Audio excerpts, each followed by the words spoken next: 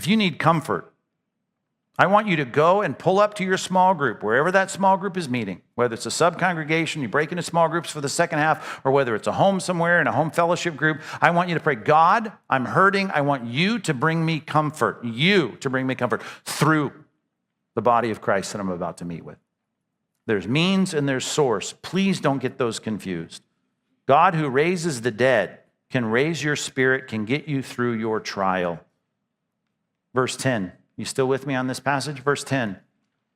He delivered us from such a deadly peril, right? Whatever it was in Asia, he got through that. And he will deliver us. He's still struggling. He's about to say in verse 11, I need help. He will deliver. And on him we've set our hope that he will deliver us again. Now, what kind of deliverance do you have in mind? Is he going to live forever because he's going to keep praying this all the way through the second Roman imprisonment and he's not going to get his head chopped off? No. We've learned that throughout the whole book of Acts.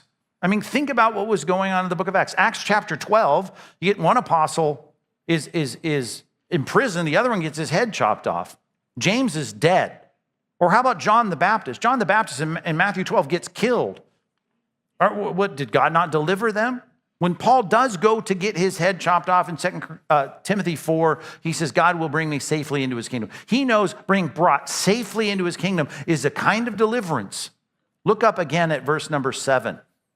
He said, our hope for you, this is the end of last week's lesson, our hope for you is unshaken, for we know that as you share in our sufferings, you will also share in our comfort. You will have comfort. There's the deliverance from despair, from thinking you can't handle it, from thinking you just can't make it. You're going to die. You can't do it anymore. God will deliver you from that.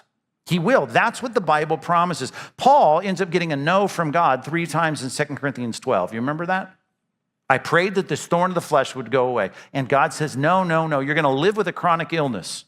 And he lives with that, as far as we know, from all of his writings to the end of his life. So the chronic illness didn't go away, but you know what went away is all the despair about his chronic illness. He was okay because he said, God said his grace is sufficient for me.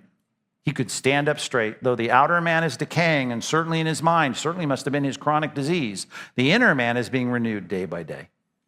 Here's the deal. You need to have the deliverance in your mind, not the kind that the prosperity gospel preachers will tell you about in their arenas, but the kind that God really promises, that whatever comes your way, no matter what difficulty you have, God will allow you to stand up straight and stand up strong with courageous perseverance so that you are not defeated.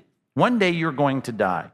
One day you're going to be physically defeated, but you're never going to be someone who's lacking the deliverance of God if you're a child of God, and you ought to live like that.